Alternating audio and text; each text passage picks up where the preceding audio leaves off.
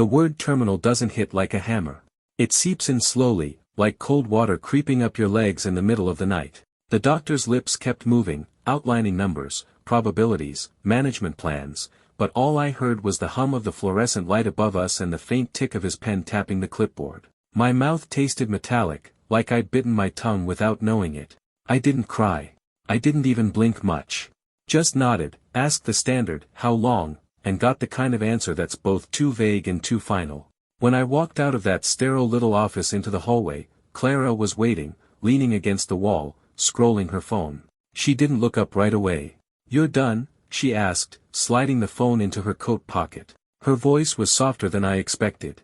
Not warm exactly, but unguarded. I told her. I didn't dress it up. Didn't soften it. Just gave her the words, "It's terminal." For a moment, I thought she hadn't heard me. Then her hand found mine. Not the way she used to hold it when we were dating, fingers intertwined, thumb brushing against the skin. This was firmer. Almost as if she were anchoring me. "I'm here," she said. "I'll be here until the end." That's when my stomach did something strange. Not from fear, I'd already made some kind of uneasy peace with the idea of dying years ago, back when I realized my marriage was slowly suffocating. No, this was confusion. Because Clara hasn't said "I'm here for you" in years. Not when I lost the business. Not when I spent nights coughing into my pillow while she stayed out late. Not when she began turning her chair ever so slightly away from me at dinner, as if my presence crowded her. And yet, here she was, eyes glossy, thumb actually brushing mine now. We stopped at a diner on the way home. I didn't have the appetite, but she insisted, ordered for me, even. Tomato soup, grilled cheese. "Something warm," she said, to settle the shock. She kept watching me while I ate, like I might disappear if she blinked. And every time her eyes softened, I kept asking myself the same thing: is this love, or is this guilt finally waking up? The soup cooled before I finished. She reached over and tucked a napkin against my chin, smiling faintly, almost shyly. It was the kind of thing a wife in love might do. The kind of thing I hadn't felt in years.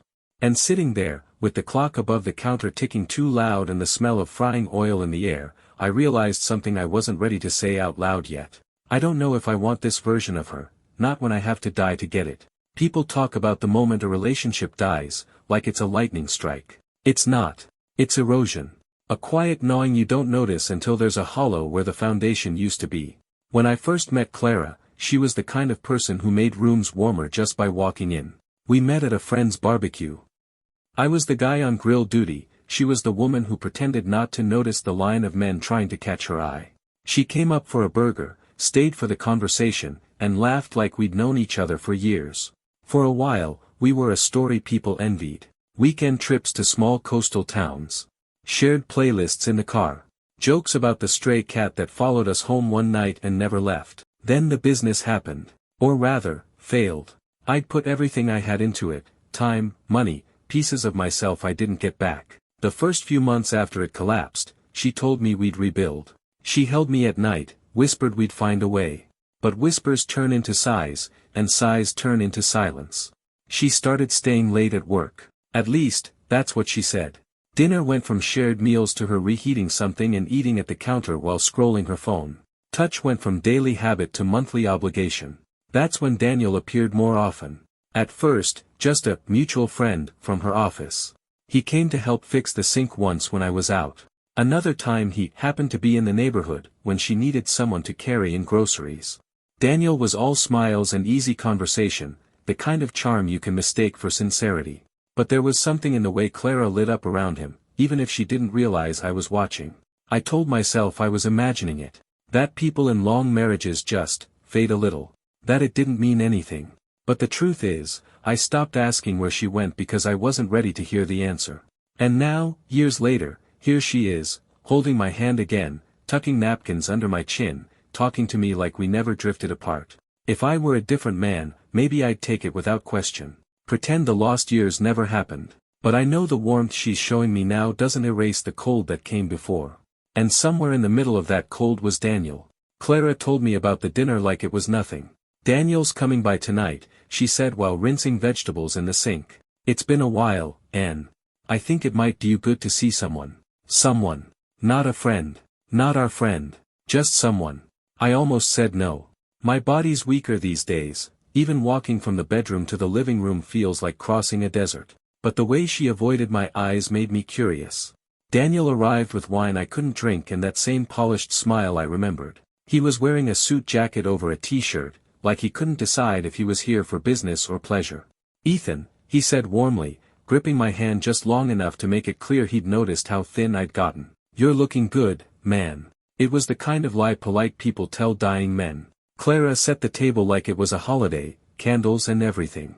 She poured Daniel a glass first, then herself, then filled mine with water without asking. Old habits.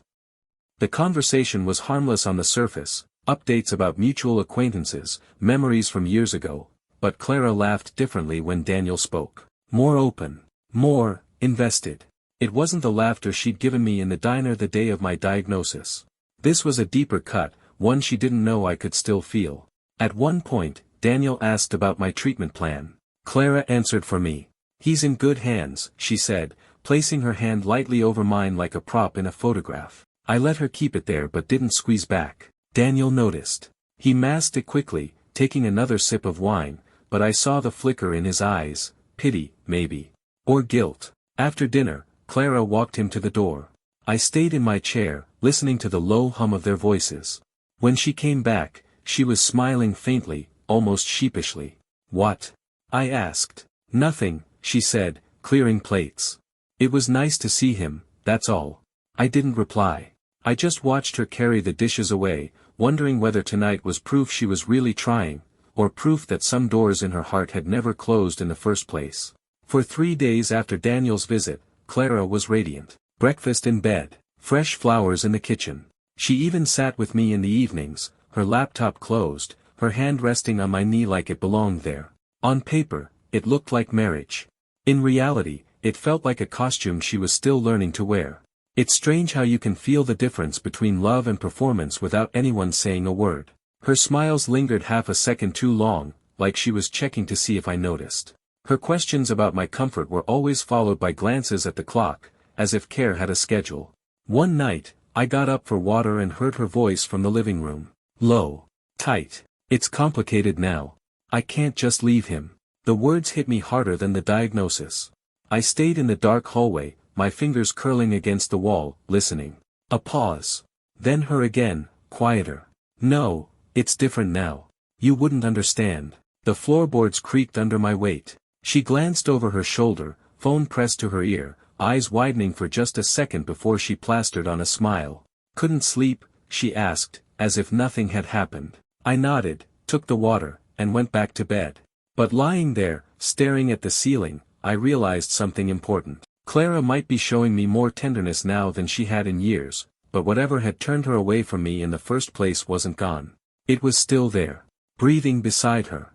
Waiting for me to die. Clara insisted we go to her sister's birthday lunch. "It'll be good for you," she said, her tone careful, like she was talking to a fragile object. I told her I didn't feel up to it, but she pressed. "Just for an hour. Everyone wants to see you." What she meant was, everyone wants to see if you're still breathing. The restaurant was one of those trendy places with no parking, half the tables jammed into the window space. The smell of coffee and fried rosemary bread hung in the air. I leaned on my cane, slow steps across the floor, scanning for her family. And then I saw him. Daniel. Sitting at the far end of the table, already laughing with her brother like he belonged there. Clara's face lit up when she spotted him, not as bright when she spotted me struggling to keep up. She didn't come back to help, she just waved me over like a hostess showing a customer to their table. I lowered myself into the chair, trying not to grimace as the pain shot up my side. "You should have let me carry you," Clara said loudly enough for everyone to hear. A chuckle rippled down the table. "I can walk," I replied, but she just shook her head like I was being difficult for sport. Halfway through lunch, I dropped my fork. The sound was sharper than I expected, clattering against the floor. Before I could bend to get it, Clara leaned over with that fixed smile. "Careful," she said, her voice pitched for the audience. "You're embarrassing yourself." It was quiet after that, but the damage was done. I saw the quick look Daniel gave her, part amusement, part pity, before he reached for the breadbasket and changed the subject. I kept my eyes on my plate, letting the humiliation soak in. And somewhere underneath it, the anger was starting to harden into something else, something sharper, steadier. When lunch ended, Clara made a show of helping me up, arm around my waist, smiling for her sister's phone camera. Anyone looking at the picture would think, she's such a loving wife. But all I could think was, they have no idea who she's really holding on to. It was close to 2 a.m. when I woke to the sound of muffled crying. At first, I thought it was part of a dream, some echo of the restaurant, Daniel's laugh. Clara's smile turned brittle, but then I heard it again. Soft, uneven breaths, just a few feet away. Clara was sitting on the edge of the bed, shoulders hunched, hair falling into her face.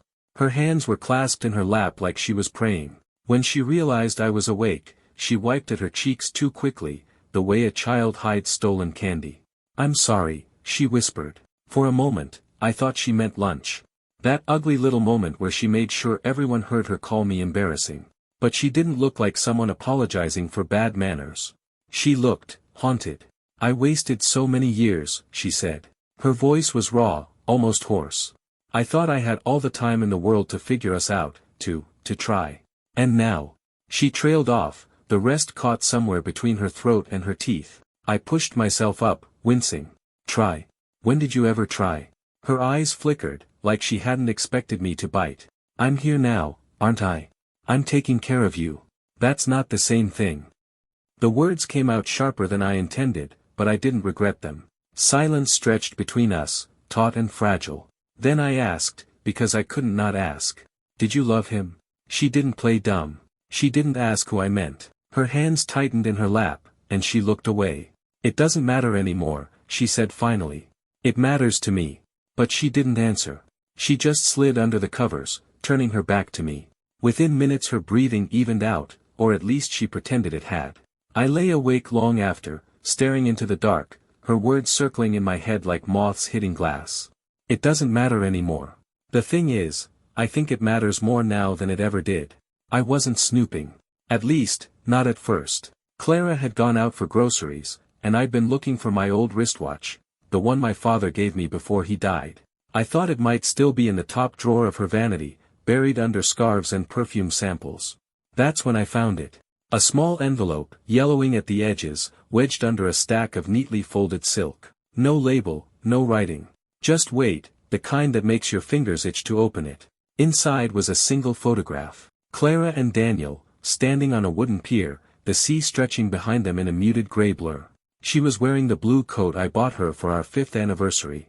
Daniel's arm was draped casually over her shoulders, his head bent toward hers, smiling like the world had been built just for the two of them. It wasn't just their closeness, it was the date written in the corner, faint and smudged, April 12, 2016. I was in the hospital that week. Pneumonia. 3 nights in a room with white walls and the constant beep of machines, alone except for the nurses who checked my chart and asked if I was in pain. She told me she couldn't visit every night because of work. I sat on the edge of the bed now, photographing between my fingers, my breath unsteady. It's one thing to suspect, to piece together late nights, half smiles, phone calls that end when you walk in the room. It's another to have the proof in your hand, smiling at you like an open wound. When I heard her key in the front door, I slid the envelope into my nightstand drawer. Not to hide it forever, no. I wanted it close. Something solid I could touch when her new warmth felt too good, too easy. Because now I knew the truth wasn't gone. It was just sleeping. And I'd decide when to wake it. I told Clara I needed some air. That was all, just air. No plan, no hidden agenda. At least, that's how I framed it for her. In truth, I wanted to see Mark. He's been my friend since before Clara, the kind of man who calls twice if you don't pick up the first time. I hadn't seen him since the diagnosis. Not because he didn't try, but because Clara always had some reason why today isn't a good day. Mark picked me up in his old Ford, the passenger seat dusted with crumbs and fast food wrappers. It smelled like freedom. We drove without talking much, the windows cracked, the cold air biting at my skin. When we reached his place, he made coffee, strong, bitter, the kind Clara never made because it stinks up the house. "You holding up?" he asked. "I'm managing," I said, which wasn't a lie but also wasn't the truth. I told him about the diagnosis, about Clara's sudden change, about the photograph I'd found. His jaw tightened when I mentioned Daniel. "You can stay here if it gets bad," he said. Doesn't matter how long. For a moment, I let myself imagine it, mornings without her measured questions, without the feeling of being observed like a patient in a study. Nights without her carefully staged affection. Just quiet. We were halfway through our second cups when my phone buzzed. Clara. I didn't answer. 10 minutes later, it buzzed again. Then again. Then came the text, "Where the hell are you?" By the time Mark dropped me off, her car was in the driveway. She was standing by the front door, arms crossed, jaw tight. "You didn't tell me you were leaving," she said. I said I needed air. That's not the same thing. It was for me. Her eyes flickered, not with concern, but with something closer to fear. Not fear of losing me to death, but of losing me while I was still alive. She didn't say anything else. Just moved past me into the house, the slam of the door loud in the cool evening air. And for the first time since the diagnosis, I realized I didn't just want air. I wanted out. It was a Tuesday afternoon, quiet enough that I could hear the faint tick of the kitchen clock from the bedroom. Clara had gone out to pick up a few things. I was lying on the couch, half dozing, when I heard the mail slot clatter. Usually, she's the one who gets the mail. She likes to filter it, bills in one pile, add straight to the trash, anything personal. Well, I suspect that went wherever she wanted it to go. But today, she wasn't home. I shuffled to the front door, wincing at the pull in my side. There was the usual stack, a grocery flyer, a bill from the power company, and one plain envelope with her name handwritten across it. No return address. The handwriting was familiar before I even opened it. Inside, a single sheet of paper, lined, the ink smudged in places. Clara. I can't watch you pretend anymore. Not with him. Not like this. You said you'd made peace with the choices we made, but every time I see you sitting there, smiling at him like you still believe it, I know you're lying. You don't have to answer. I just needed you to know that I still remember. I read it twice. The first time, my brain stumbled over every word, trying to soften them into something they weren't. The second time, I let them stand naked in my mind. I still remember. The paper trembled in my hands, though I couldn't tell if it was anger or weakness. Maybe both. When I heard her car in the driveway, I slipped the letter back into the envelope and tucked it under the cushion beside me. Not to confront her with it yet. I wanted time to decide how I'd use it. Because now the picture in the drawer had company. And together, they told a story I could no longer pretend I didn't understand. I didn't call ahead. If I had, he might have had time to prepare, to smooth out whatever truth I was about to pry loose. Instead, I showed up at his apartment door on a gray Thursday afternoon, the kind where the sky feels heavy enough to crush you.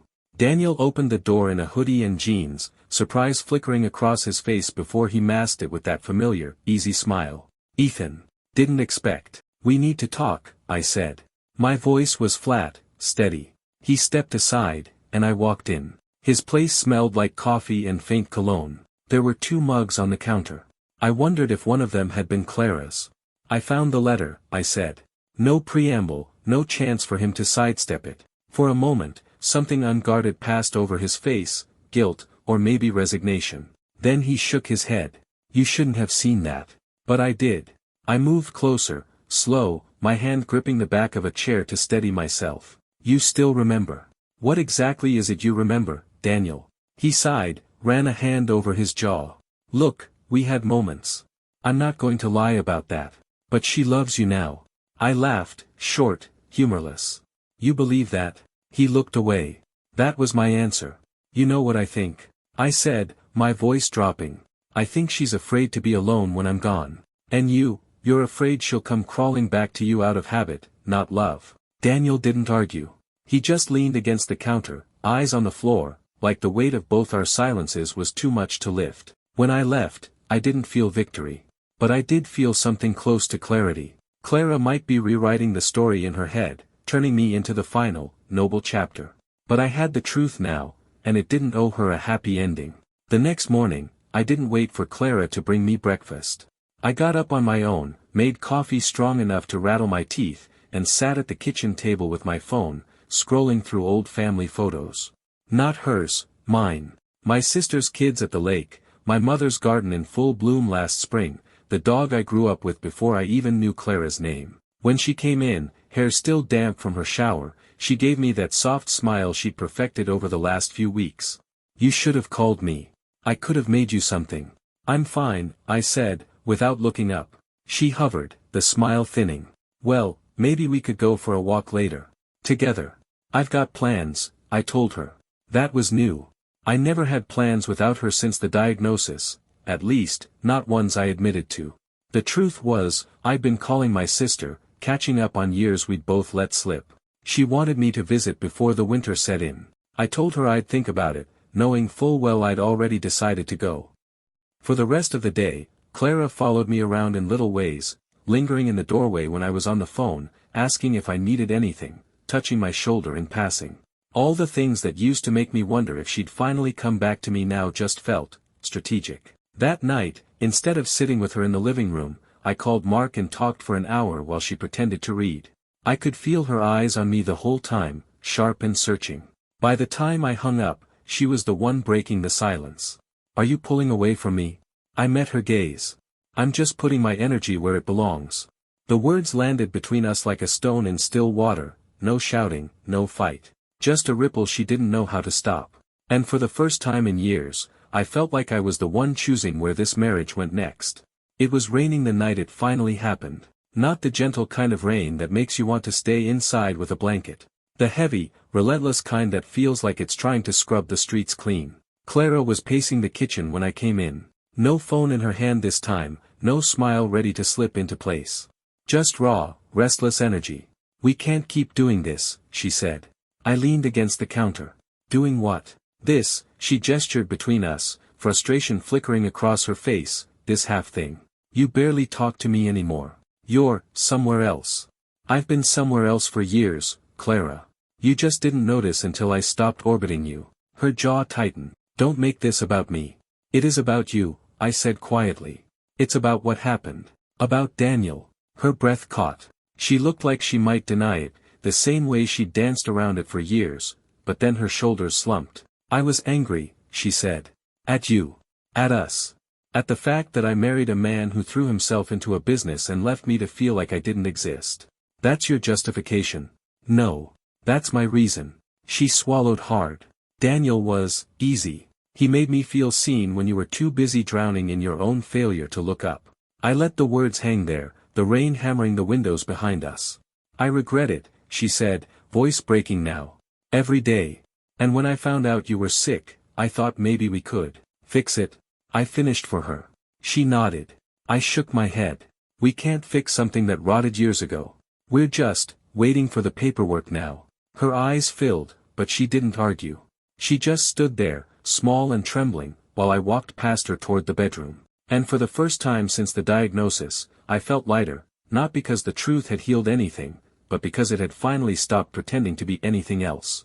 Anna started coming by once a week. At first, she was just another volunteer from the hospice program, soft-spoken, polite, carrying a tote bag full of books and herbal teas. But she had this way of looking at you like she wasn't in a hurry to get to the next patient, like you were the only story she needed to hear that day. She didn't ask about my diagnosis on the first visit. Or the second. Instead, she asked about the things that had nothing to do with dying, the music I liked, the places I'd traveled, the worst haircut I ever had. We laughed more in those 2 hours than I had in the last 2 months combined. One afternoon, she brought an old vinyl record, a scratched copy of Kind of Blue. We sat in the living room, the music filling the space between us, and I realized I was smiling without thinking about it. That's when Clara walked in. She froze in the doorway, groceries still in her arms. Her eyes flicked from Anna to me, taking in the record player, the mugs of tea on the table, the easy way we were leaning toward each other. Who's this? She asked. This is Anna, I said. She's with the hospice. Anna stood, offering her hand. Clara didn't take it. She just set the bags down a little too hard on the counter and busied herself putting things away. That night, Clara came into the bedroom and sat on the edge of the bed. Her eyes were shining in the dark. I don't want to lose you, she whispered. You already did, I said. Not unkindly, just, truthfully. She took my hand, gripping it tightly like she could keep me there by force. But even in her touch, I felt it, the difference between holding on to someone and actually having them. And for the first time, I didn't feel the need to pull away. Not because I wanted to stay, but because I knew I could leave whenever I wanted. The doctor says it's a matter of months now. I mark the words down in my notebook, not because I need to remember them, but because I want them to look smaller on paper than they feel in my chest. Clara still hovers. She makes me breakfast I don't ask for, folds laundry that could stay in the basket, sits too close on the couch. Sometimes she talks like we've been married for 40 quiet, happy years. I don't correct her. It doesn't matter anymore. Anna still visits. We've stopped talking about my illness entirely. Instead, we plan trips I'll never take, Venice in the spring, New Orleans in the fall, the coast of Ireland in a rainstorm. We map them out in detail, as if we've already been there together. It's the closest I've felt to living in months. At night, I sit by the window with my coffee and look for the first star. It's an old habit from childhood, when my mother used to tell me that wishes meant more if you made them early. I don't make wishes anymore. I just watch the sky shift and wonder how many people are looking at the same spot of darkness I am. Clara apologized again yesterday. Same words, same trembling voice, same promise she would have done things differently if she'd known how little time we had. I told her I believed her, even though I didn't. The truth is, her regret is hers to carry.